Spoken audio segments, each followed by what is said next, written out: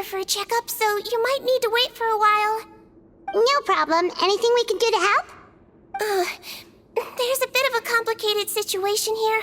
I'm still getting to the bottom of it myself. You have to believe me. I'm telling the truth. You're in a medical facility. Keep it down. Please, listen to me. I'm not Gascon. I'm Uy. You're a horrible liar, you know that? We get all your mugshots with the arrest warrants. It's clear as day that you're Gascon. You mean because of the way I look? I don't know what happened. I just woke up like this. Then you guys dragged me in here for an interrogation. I brought you here to figure out what's going on. If you truly are the victim of an injustice, yelling isn't going to achieve anything. At most, it'll delay your vindication. All right. I get it. This is nuts. Yesterday's interrogations went fine, and now this. Morning, Your Grace. What's going on? Remember the case I mentioned yesterday? The one brought to me by the Marechaussee Phantom? Well, we've been questioning the inmates involved this morning. Every single one of them is claiming mistaken identity. Huh. That's even weirder than what that guy was saying yesterday. The thing is, none of them have been able to provide any evidence whatsoever to support their claims. Questioning them further got us nowhere, so for now, we've brought them to the infirmary. And we thought yesterday was as busy as it got for Siegeween. We've compiled their statements.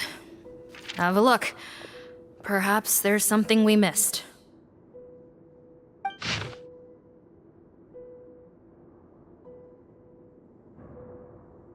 Wait. Release? Interesting. The inmates they spoke of in their statements appear to all be due for release today. I noticed that too. If that's their plan, they're underestimating us a little. Every serious offender claims that there's someone else who just so happens to be due for release today. And they're expecting us to go along with that. All the more reason to be cautious. Lumberzar, check the release list for today and make sure no one gets processed. We're gonna need an excuse, though. Just say we're out of forms, and that we're furiously printing more as we speak. I'm on it. It's conceivable that our group of serious offenders somehow found a way to switch places with inmates who are about to be released, so they can walk out right under our noses. We did consider that possibility. But I mean, just look at them. They match the warrants, period. How could there have been a switch? Only if they're dead ringers for the inmates due for release, I suppose. I gave you that name list yesterday to assist in your investigation. Did that help? Yes, the inmates' mugshots were attached to the list. The first thing I did was check for lookalikes, and I didn't find any. The only other thing that stands out to me is that their voices sound a little different today. But it's not exactly hard to put on a fake voice. Oh, really? What does our head nurse make of all of this? Give me a moment. I think I have a way to confirm whether there's been a switch. I know, it's not time to change your dressing yet, but please bear with me. Huh? Isn't that the guy from yesterday? This should be Honore. He has very severe facial ulcers, which require an operation in the hospital at the Court of Fontaine. I authorized him to leave the fortress for medical treatment under guarded escort. Yes, like I told you. I'm not Potton. I'm Honore. So there has been a swap. Well, I can see what happened in Potton's case, but how do you explain the other inmates? You're not telling me their souls switched bodies, are you?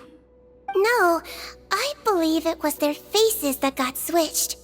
The method is a bit like replacing a tooth. Take the bad tooth out, put a false one in.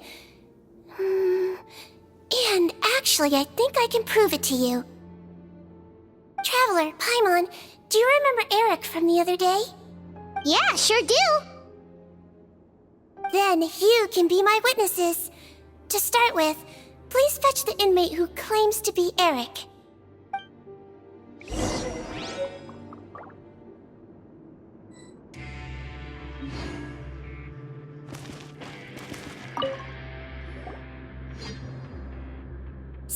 you're Eric?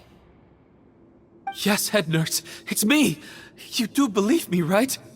I need to do another examination on you. Same procedure as yesterday. All right, it's the cognition test first, right? So I need to concentrate. Now, try to recall if you can. The last time we did this test, which finger did I hold up? I believe it was your index finger. But that means...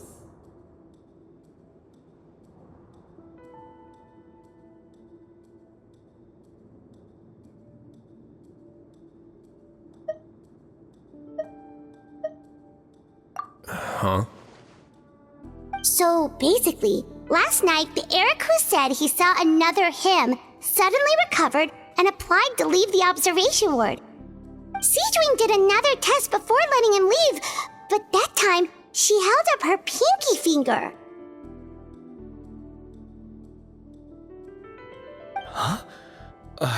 I don't know about any test last night. There was nothing to do in the observation ward, so I went straight to bed. Then I somehow woke up in a high-security cell. Well, in that case, there is a reasonable explanation for the strange events of the past 2 days. So, what exactly happened? The gang of serious offenders wanted to break out of prison, so they identified a group of scapegoats, namely inmates whose terms were almost up, and planned to switch appearances with them. Last night, when Odilon was on duty, they ambushed him and had one of their group switch appearances with him using their face-swapping method. That allowed them to avoid scrutiny from the other guards. Then, once all the other inmates were asleep, Odilon spent his night shift carrying out the remainder of their switcheroo plan. However, they made one mistake. Henri changed his appearance to match Eric's earlier than he should have done, and ended up being spotted by the real Eric. Real Eric came to the guards for help, but we didn't know then what we know now, so we put it down to hallucination and sent him to the observation ward. However, since one of the gang members was posing as a guard, they simply changed real Eric's appearance and had their Eric take his place, muddying the waters even further. Right, because I put Eric on the observation list by then, and no inmates on that list can be processed for departure until I've discharged them. Hence why the imposters had to pull that little stunt to get fake Eric off the list. Yeah, it all makes sense now! The Duke cracked the case! Well, I can't fault the reasoning. But I'm afraid that we ruled out the possibility of face switching very early on in this process. Criminals altering their facial appearance to commit crimes is nothing new. In fact, one of the explicit duties of the Malazines in the Marechaussee Phantom is to identify criminals in disguise. We carefully examined all the suspects, and there is no evidence that any means of disguise were used in this case. Well then, how do we explain all this? So far, it seems more likely that the gang stole documentation belonging to the inmates due for release, and are using that to commit identity fraud. Actually, there is a potion that can completely change someone's appearance. If they use that, even a Melazine wouldn't be able to detect it. A shape-shifting potion? Forgive me, head nurse, but this is the first time I'm hearing about it. If such a potion truly existed, it would jeopardize our entire investigative process at the Marechaussee Phantom. Are you certain of this? Yes, I am. But Please, trust me in my professional opinion as an experienced clinician.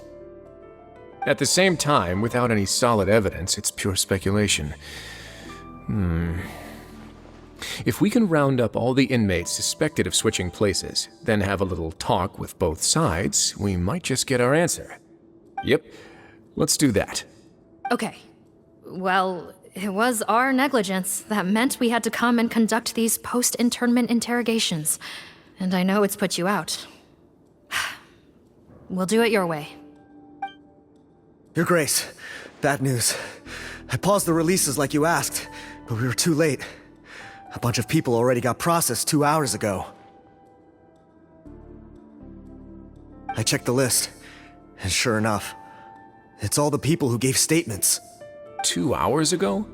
That's before today's interrogations began.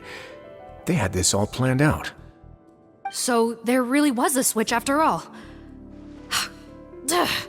They really pulled the wool over our eyes on this one. We should be able to catch up with them if we leave now, right? Not if that potion is real. They can just switch faces again after leaving the fortress. And if the Marishose's Melusines can't even spot them, we wouldn't know where to start searching. Yikes! So we're at a complete dead end!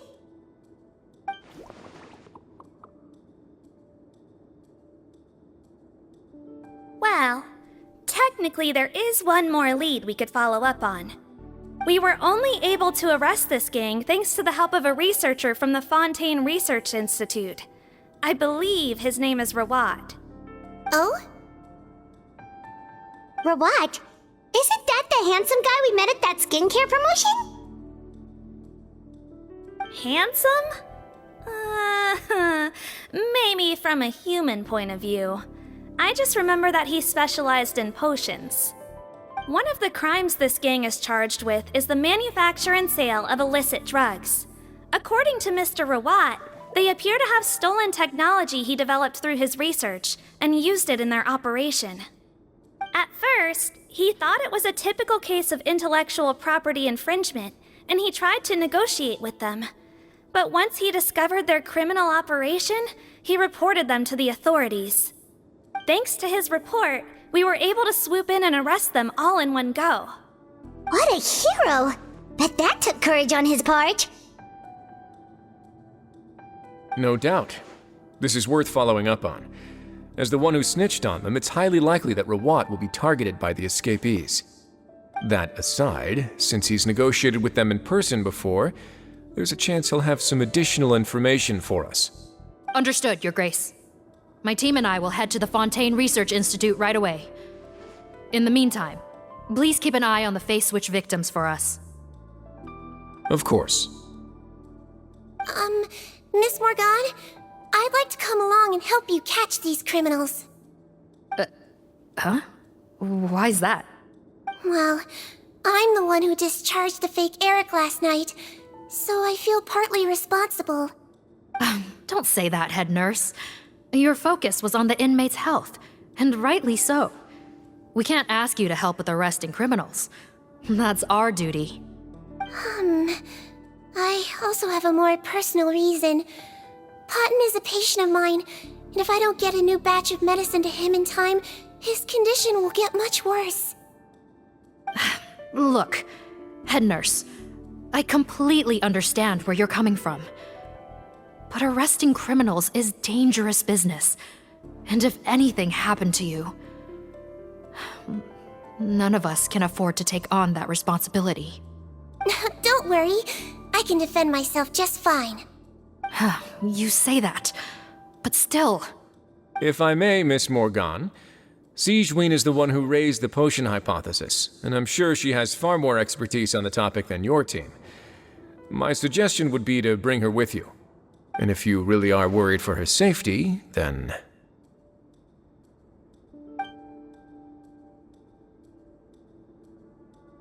Ah, there you go, right on cue.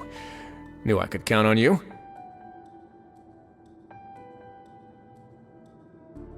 Okay.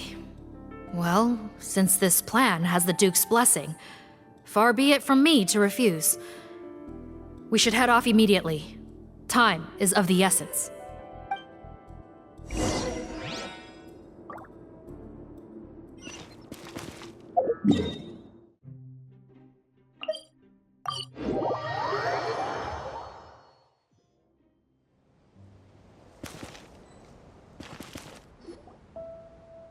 Greetings. Sorry to impose, but I'm afraid we're here on urgent business, and we're gonna need you to cooperate. The Marechaussee Phantom. Let me guess, you're investigating some more illegal research? Not this time, no. We're looking for a researcher. Do you know where we might find Mr. Rawat? Rawat. Oh yeah, Mr. Handsome, right?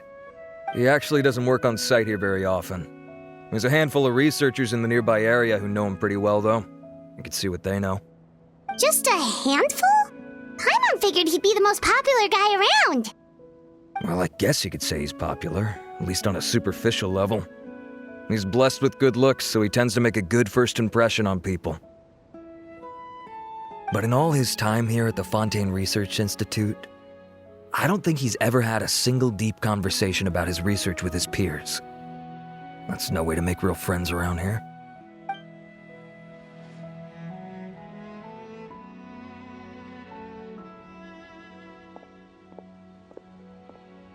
That's so weird. He definitely didn't come across like a recluse at that product promotion. I don't find that weird at all. He definitely didn't strike me as the kind of guy who's, good at making friends. Really? Paimon couldn't tell. Must be a Melusine perception thing. Okay, we should talk with his acquaintances. But we also need to check the Research Institute for any clues. Let's split up. It'll save us some time. Sure thing. We'll go ask around among the other researchers with Siegeween. Paimon's suddenly kinda curious to know what everyone really thinks of him.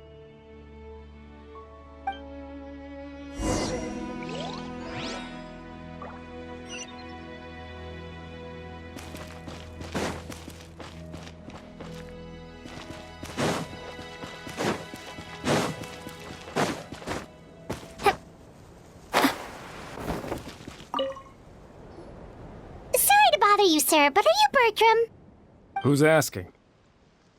Just some concerned citizens helping out the Marechaussee Phantom with an investigation. We'd like to ask you about Rawat's whereabouts, if that's okay. We're told the two of you are pretty close. Not anymore, we're not. Turns out we don't see eye to eye. Oh yeah? What happened?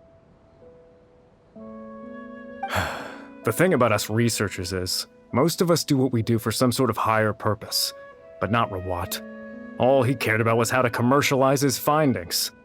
He won't even let you work with him unless you sign a confidentiality agreement first. Also, he has better control over who gets which intellectual property rights. How are you supposed to get any meaningful research done working with a guy like that? Now that I've got my own technical solution for my compressor, I don't need to work with him anymore. So that's what Rawat is really like. We'd still like to know where to find him. Is that something you can help us with? Wait, Yeah, I know you. You're the head nurse at the Fortress of Meripede. Alright, then I'm happy to help you if I can. I respect the work you do. Medicine serves the highest purpose of all the sciences. Wow, turns out Siegeween's got some real clout. Thing is, I have no real way of knowing where he might be. I stopped working with him 2 months ago, and I've barely seen him since. But if you want my advice, I'd say go talk to the peddlers. There's a few he meets with every other day or so. Maybe they know where he's at. Peddlers? Yeah, back when I was working with him, I noticed he met with them quite often. Wouldn't surprise me if they were involved in some shady business together, because it seemed like they went out of their way to avoid discussing anything in my presence. The little I overheard was about manufacturing and selling pharmaceutical drugs. Like I said, he's all about the money. Drugs? Doesn't he work with skincare products? Do those count as drugs? Who knows? I never cared to find out. He's the Morag rubber, not me. Thank you. You've given us plenty to work with. Welcome. Goodbye, and may we both reach new heights in our scientific endeavors.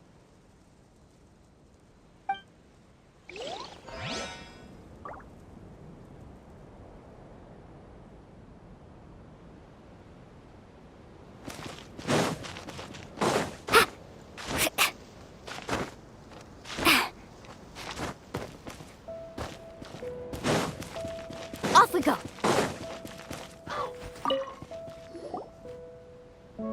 Excuse us, are you Audrey?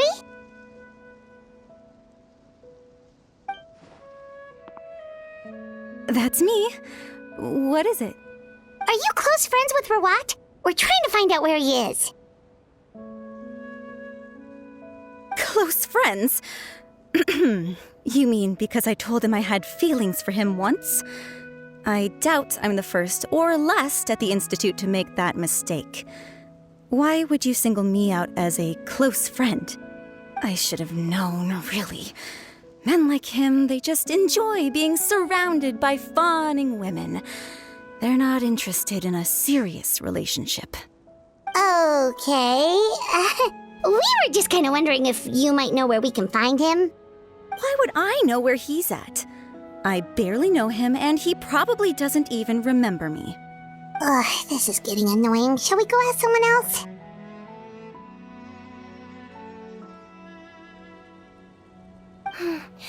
I think she knows Rawat better than she cares to admit.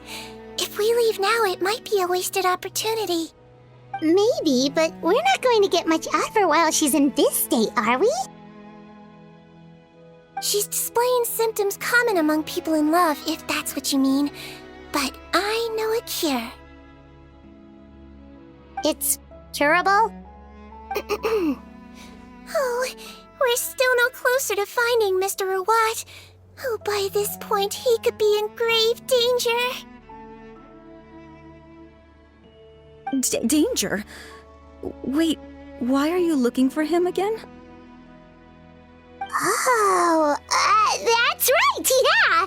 The Marechaussee Phantom said that he's been targeted by some pretty bad people. We need to make sure he's safe. What? How has this happened? He seemed fine when I last saw him, and that was only a couple of days ago. Just happened to run into him, of course. Oh, I see. Well, do you have any thoughts on where he might be right now? Okay, but this is purely out of concern for his safety. If he's not at the Institute, he might be at his mother's place. I heard she raised him alone, that they had it pretty tough financially, and these days she's housebound due to illness. He makes regular trips back home to check on her. Oh, okay. Do you know the address? Nope, sorry. I only found out the thing about his mother because it came up in conversation once. I was just trying to find out more about him, so I could get to know him better. When I told him I had a crush on him, I offered to help him take care of his mother. And yeah, maybe that was a stupid idea, but did he really have to yell at me for it? It's like, fine, I can take no for an answer, but what's with the temper tantrum? Unbelievable. These guys only want to show you their charming, well-groomed exterior. They can't stand it when a few home truths shine through. Looks like her love syndrome is flaring up again. We need to find out Mr. Rawat's mother's address. Let's check with the Marechaussee officers when we regroup. Cool, sounds like a plan.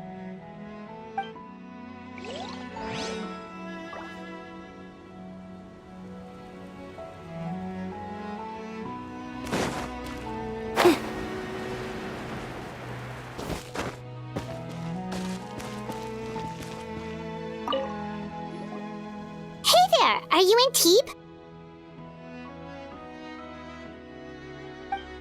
What do you want? We're here to ask about Rawat. Any idea where he might be?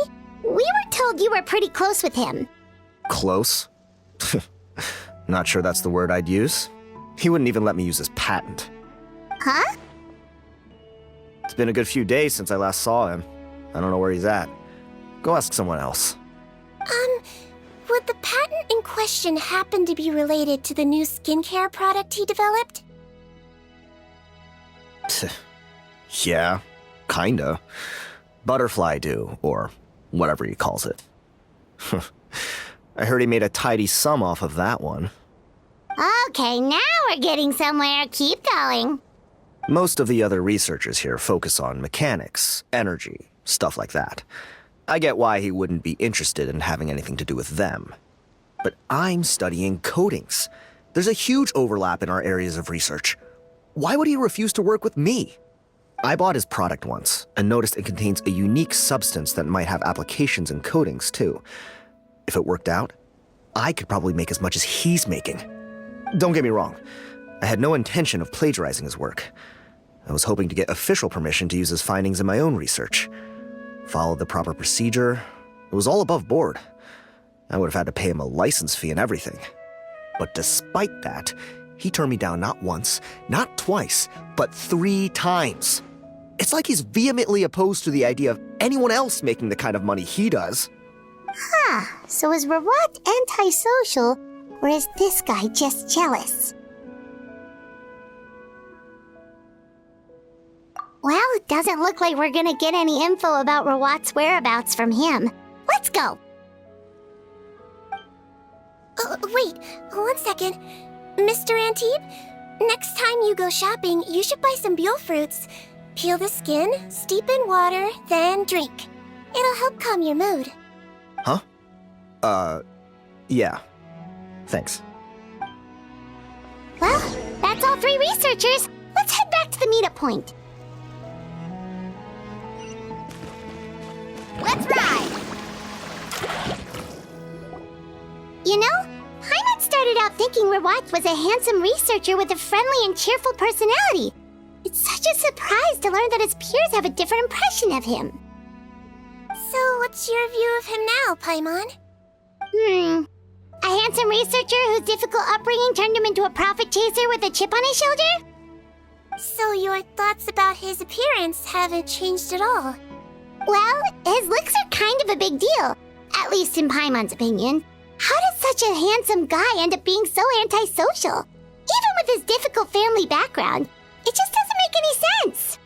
You can't judge a person solely based on their appearance. Head nurse. Traveler. I assume you've spoken with the researchers. What did you find out? Bertram mentioned Rawat's involvement with some pharmaceutical merchants.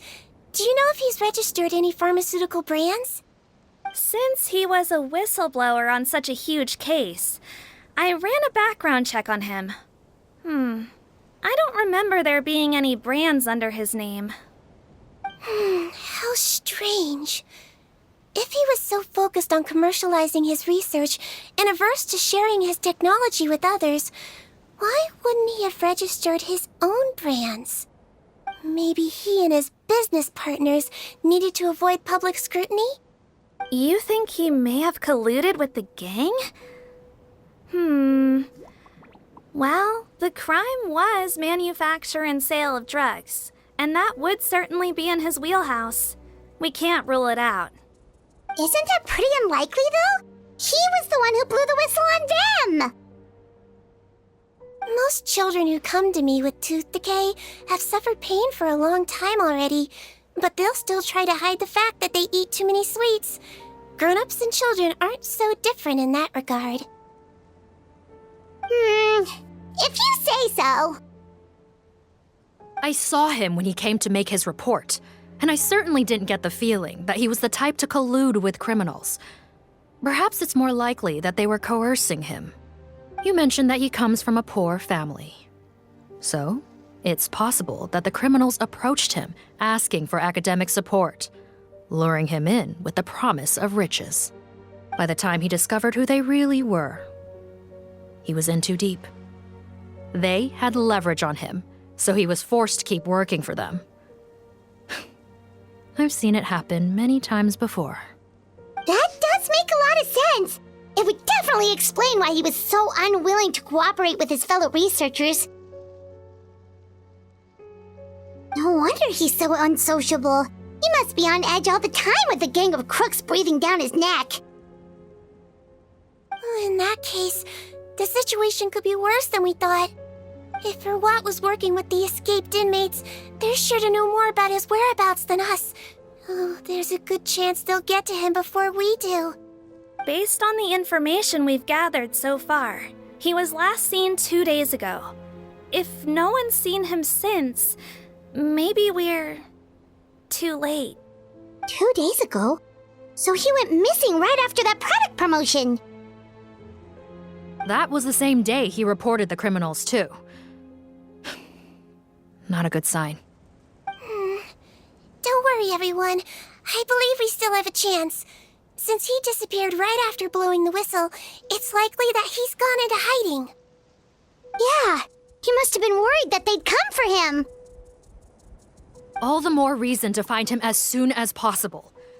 The only lead we have at the moment is his mother's house. which you mentioned earlier.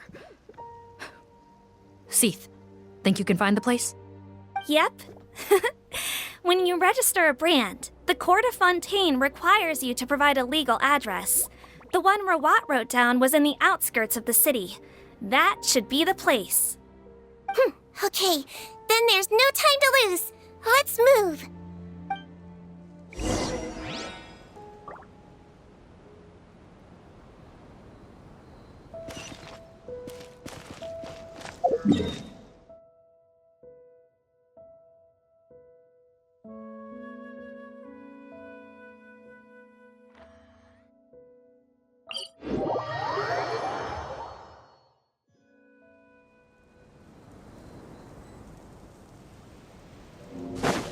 Faster!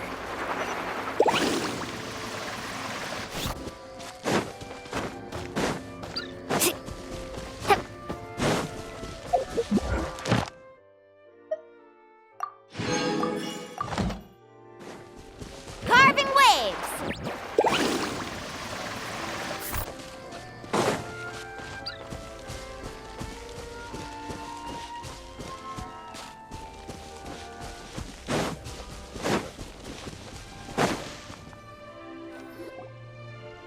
All right, this should be the house. I'm pretty sure this was the address. Okay, I'll knock.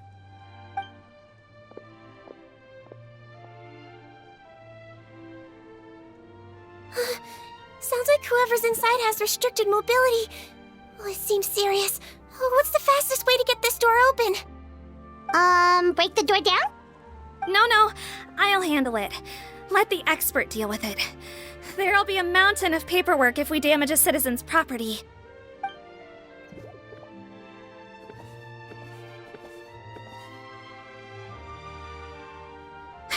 Calm down. Deep breaths. Remember your training. Control your strength. And... it's open! Seath, take a few people and lie in wait. Keep your eyes peeled for any activity around the house. The Traveler, head nurse, and I will go inside.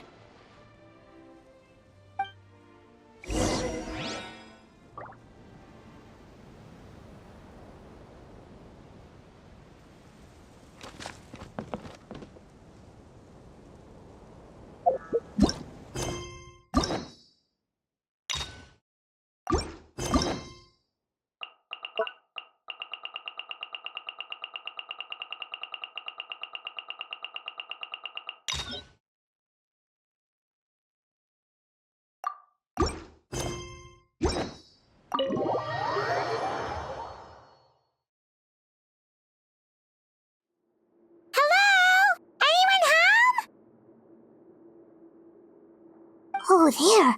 On the bed, there's an old lady. That's gotta be Rawat's mother, right?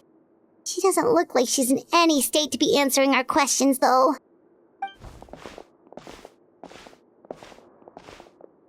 We could try, but she is very ill. We mustn't force it. Well, doesn't look like Rawat's here. She's the only one we can talk to. Yep. Allow me. Hello, ma'am. Might I ask if you're Rawat's mother? We are trying to locate him.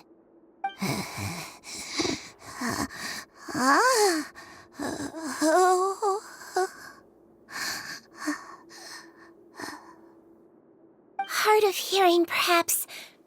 Does anyone have a picture of Rawat? I have one here. I'd like to show you a photo, ma'am. Is this your son? Do you know where he is?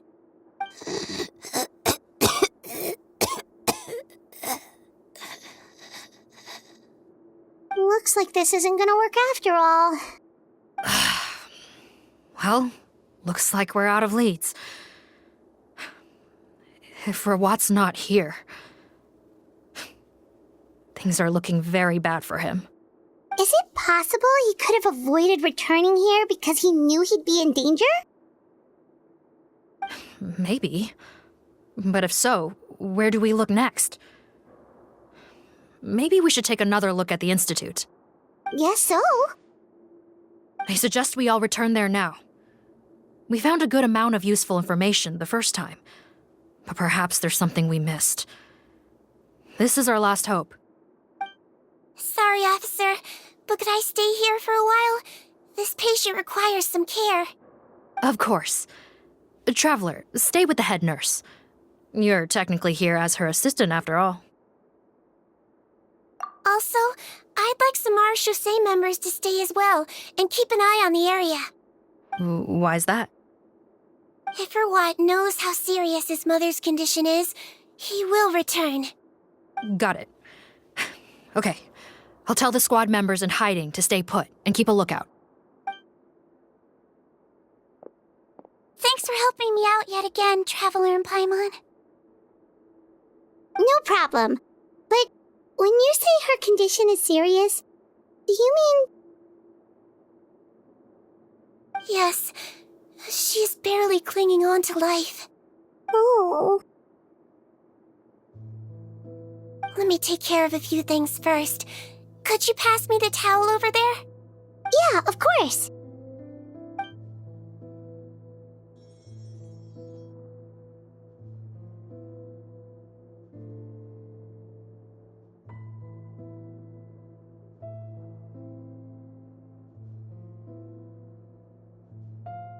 I can tell that her family has tried a lot of different treatment methods, including some very expensive medicines. Unfortunately, her condition is so multifaceted that a recovery looks all but impossible. Seedwing.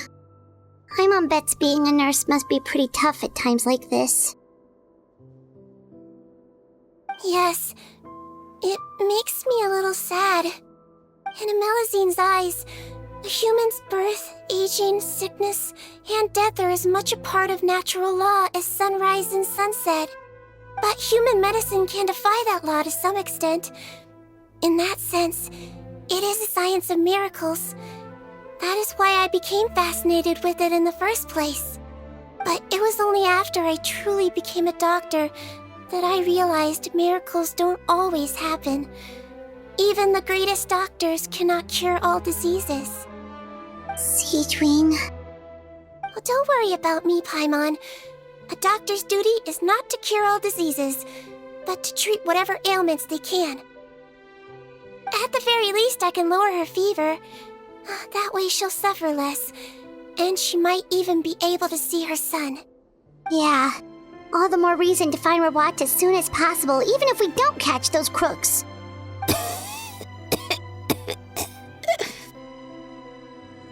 Oh, her fever is getting worse. Could I get some hot water? Sure, we're on the case.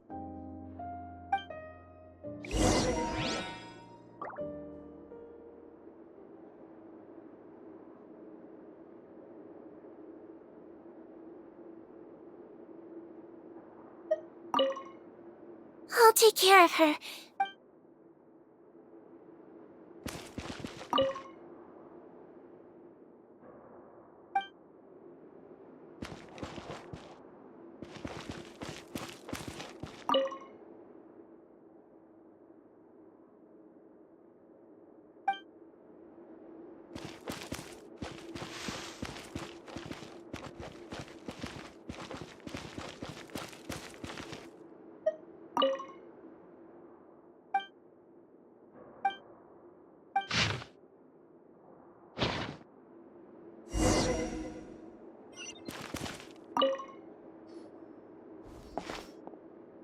Found the hot water?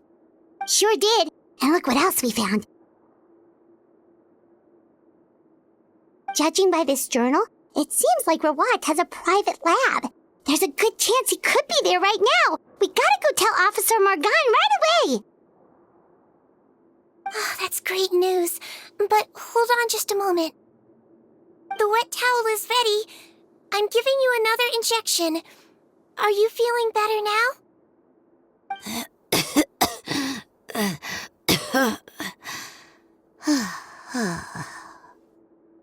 It's all right. We'll go bring him back. Please hang in there. Thank you.